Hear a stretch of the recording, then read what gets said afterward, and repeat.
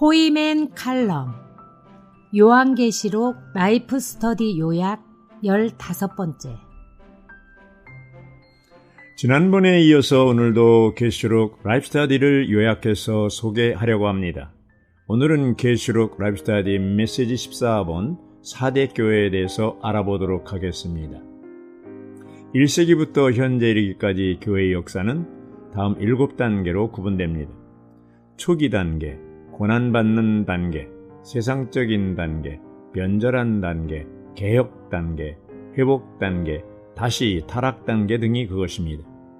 이 메시지의 수리는 개혁의 단계인 사대교회를 살펴보기로 하겠습니다.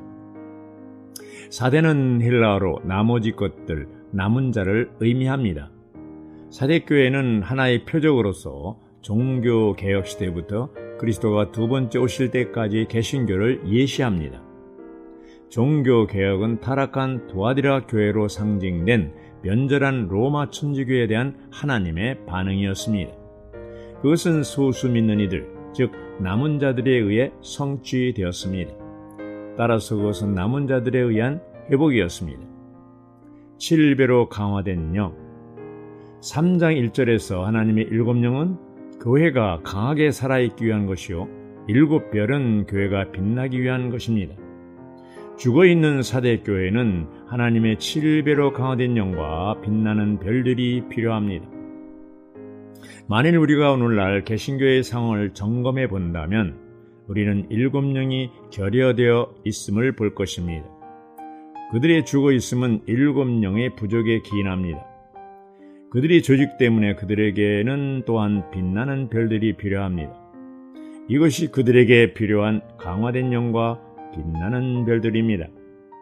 이것은 이른바 오순절 운동이나 초자연적 은사주의 운동이 아니라 강화된 영의 내주하심에 관한 문제입니다.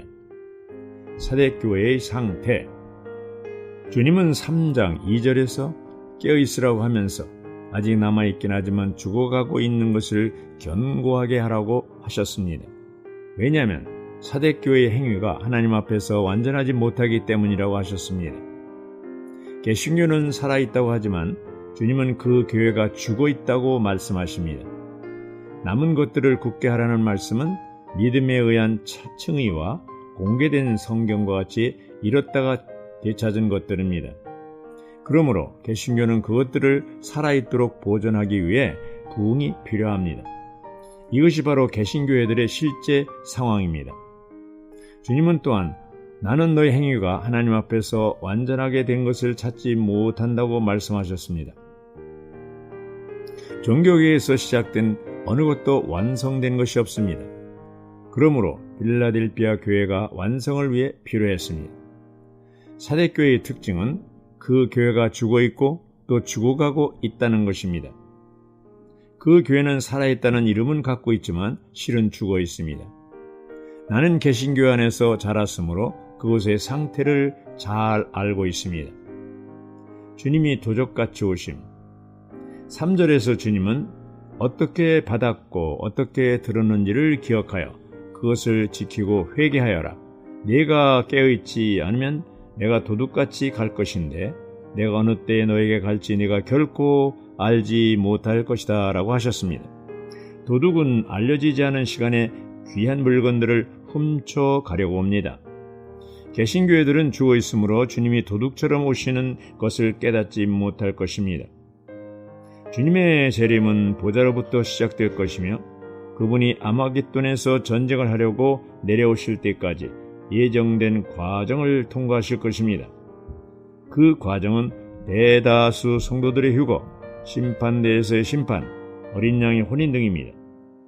공중에서 이 모든 것들이 성취되고 나서 주님은 땅으로 내려오실 것입니다. 사내아이와 첫 열매들을 포함하는 초기에 이기는 자들의 휴거는 삼층전으로 가서 주님과 함께 출발할 것입니다. 그들이 휴거될 때 주님이 다시 오시는 과정이 시작됩니다.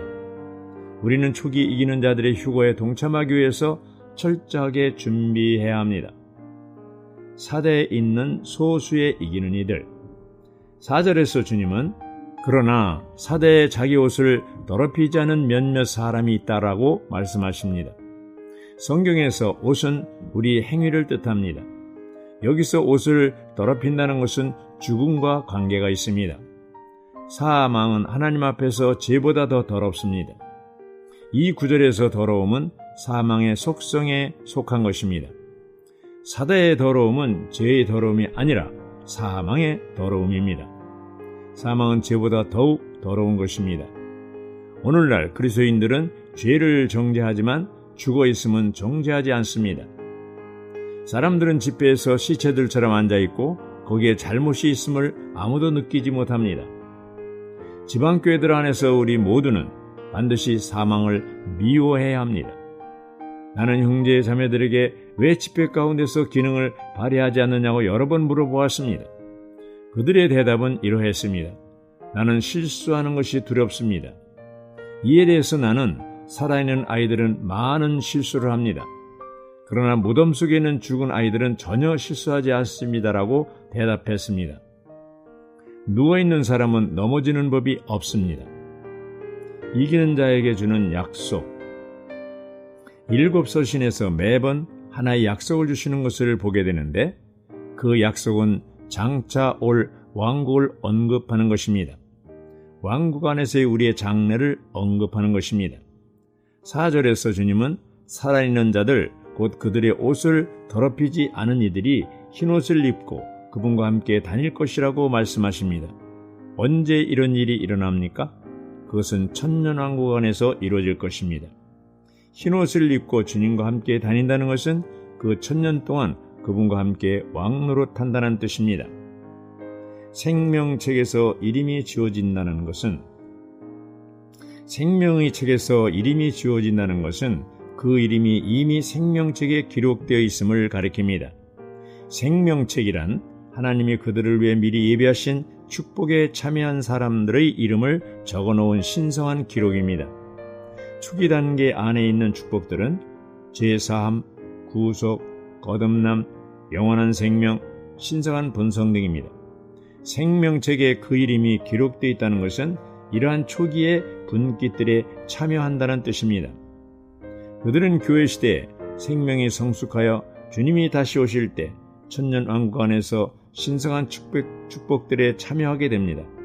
그러나 교회 시대에서 주님과 협력하지 않은 이들은 천년왕국 동안 주님께 경륜적으로 징계를 받을 것이며 그 단계에서의 신성한 축복들을 놓칠 것입니다. 우리는 천년왕국 동안 우리 이름이 생명책에서 지워질 수 있다는 위험에 직면해 있습니다. 만일 우리가 이 시대에 이기는 자가 되기를 거절한다면 그분이 천년 동안 왕노릇 하시는 동안 우리의 이름은 생명책 안에 있지 않을 것입니다. 이것은 우리가 부르심을 받았지만 택하심 받지 않았음을 뜻합니다. 아멘.